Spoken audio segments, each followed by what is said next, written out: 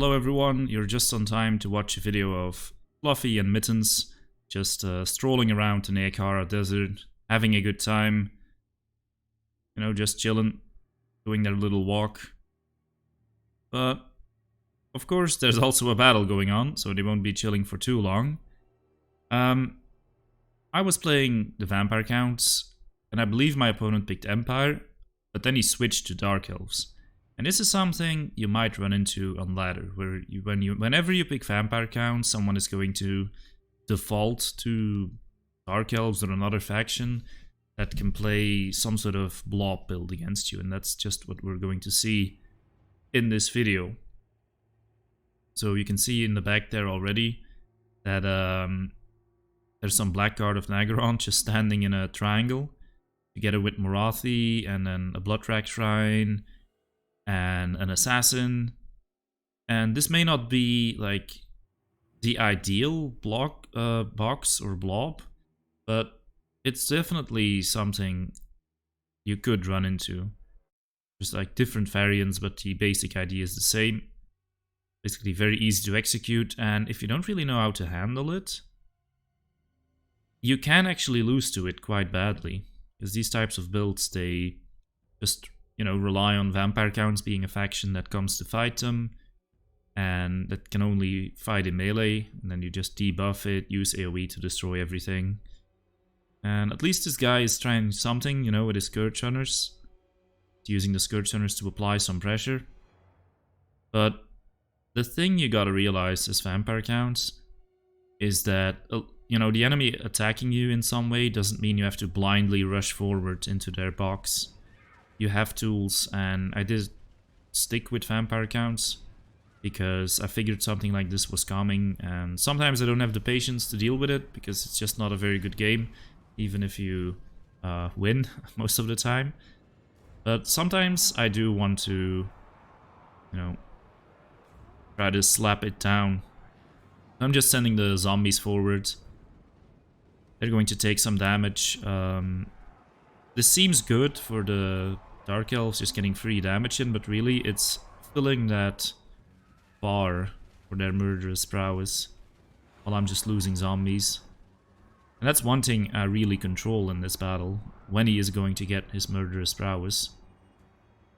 He's basically, despite the pressure, you could say, from the Scourge Hunters, given me freedom from the field, and there's absolutely no reason that I need to go and, you know, just blob up against his blob and lose the blob fight. I'm holding stuff back for now. You can see I've brought quite a few units there that are actually good at blobbing. We're winning blob fights as well. There's a Necromancer, there's a Corpse Guard, and there's a Claw of Nagash. So if you add it all up, it comes down to 8 hit points per second regen on units. And that's actually one of the ways that Vampire Counts can put pressure on the opponent.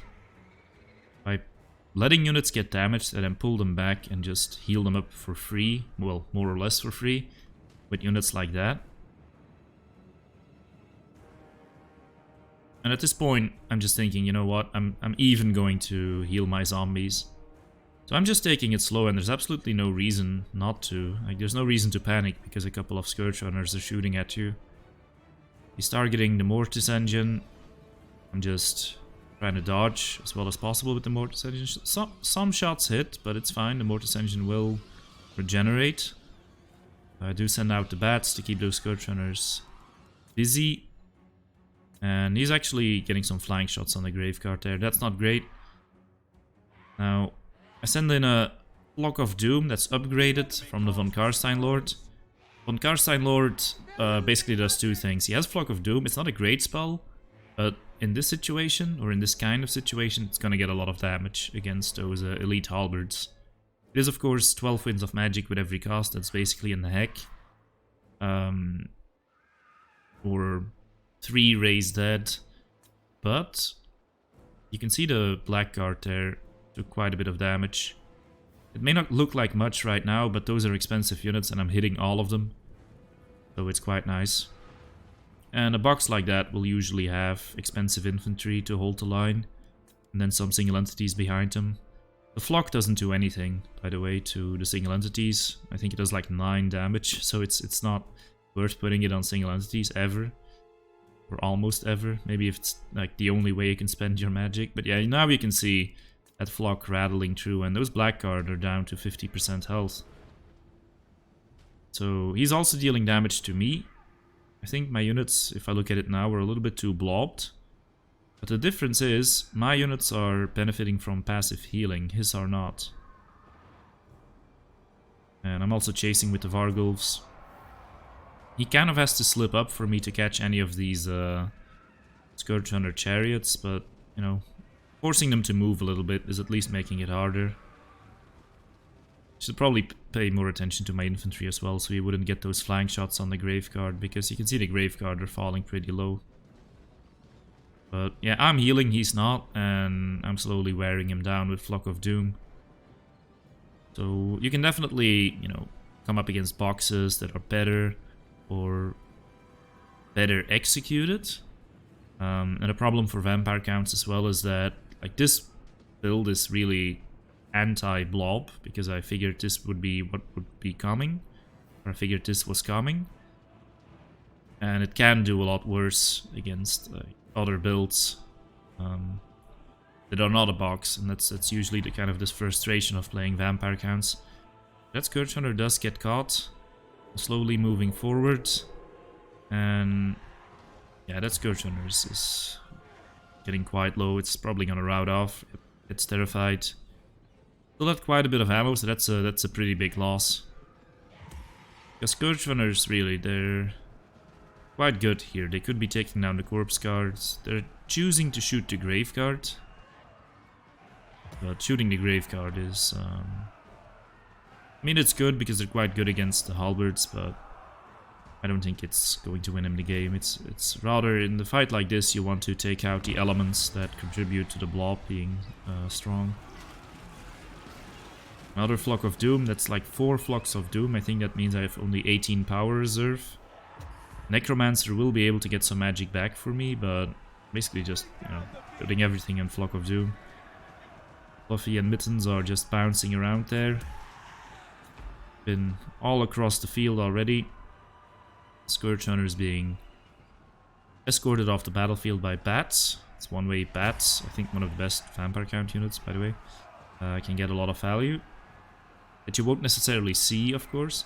Now this Bloodwreck Shrine and the Assassin are both shooting at the Mortis engine.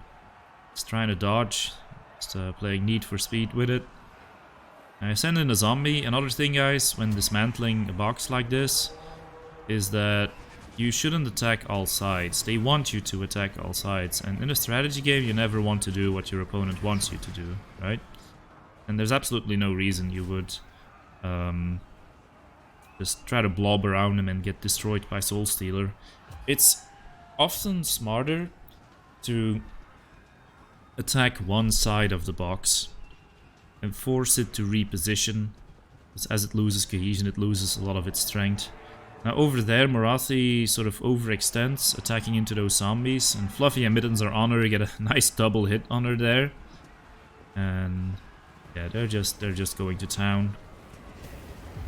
Yeah, my opponent, I'm pretty sure he played this build against some people. Yeah, Morathi gets yeeted back into her formation. Ideally, I would be hitting her from the other side and sort of golf balling her towards my own troops instead of away from them. I missed a bit of an opportunity to kill her there. So what I'm doing right now is sending in one unit at a time and cycle charging with the Mortis engine and the Vargulfs to just try to grind this down and not give him too much of an opportunity to Soul Stealer my entire army. I'm also moving them a bit further away because the regenerating units, of course, have to be close together, and then they would be a good target for Soul Stealer. So I probably shouldn't be giving advice to Dark Elf players who want to play this style, but really, to prevent what I'm doing right now, what you would want to have is one unit of Witch Elves. Ideally the Sisters of the Singing Doom, because those ladies cause fear and terror, so they're not susceptible to it. And if they would touch Fluffy and Mittens or the Mortis engine there, it would be forced to remain in combat, and that would allow you to kill it. At least when their health was low enough. See, the Blood Rack Shrine is doing a good job. Shooting my Mortis, I definitely should have kept moving it, but I'm not sure if those Banshee, no, not Banshee, Medusa shots can even be dodged very well, because it's a very fast projectile. Probably the fastest projectile in the game. It feels like it hits instantly. I don't think I can dodge it. No.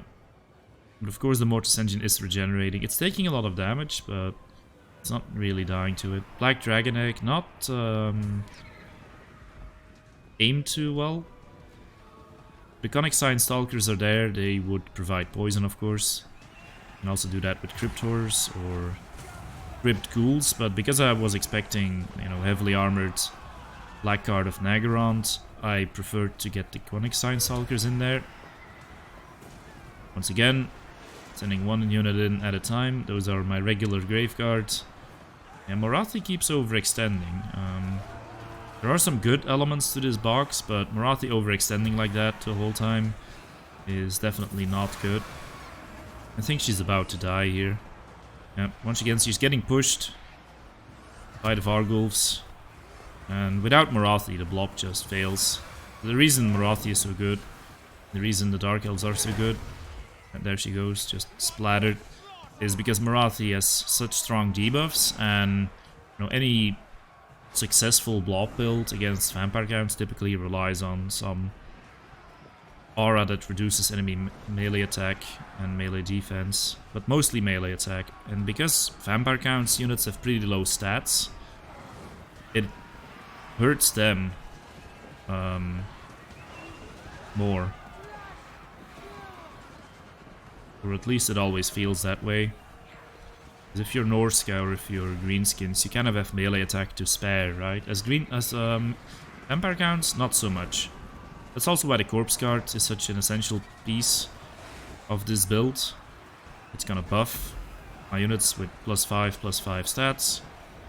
And of course also provide regen, but the stats are really quite useful. Yeah, I'm cycle charging that Blood Rack Shrine. It's still providing an aura, but yeah, the Morathi aura is gone. So really, at this point, you can probably see I've won. This was not the most exciting or close battle, but the reason I wanted to show this is because if you're a Vampire Counts player, you will probably come up against builds like this from a variety of factions, and I think, you know, it's very easy to lose to such builds if you don't realize that you don't really have to just blob up against them and play their game, and that despite you not having range, it is actually possible to slowly pick them apart and also put pressure on the opponents by healing up your units. In the case of the Dark Elves, making sure they get their murderous prowess when you want them to get it. Earlier I retreated while he was getting his murderous prowess and waited for it to wear off. Some of the stuff I did there might not work in a tournament because rules force you to fight constantly. Something like waiting out murderous prowess would not be allowed, even though the rules don't specifically forbid that. It's sort of behavior that also gets stopped by it. Yeah, that was the end of the video. I actually had to re-record it, which is why you're seeing VLC right now. So if you like the content, please like and subscribe, and I'll see you in the next video.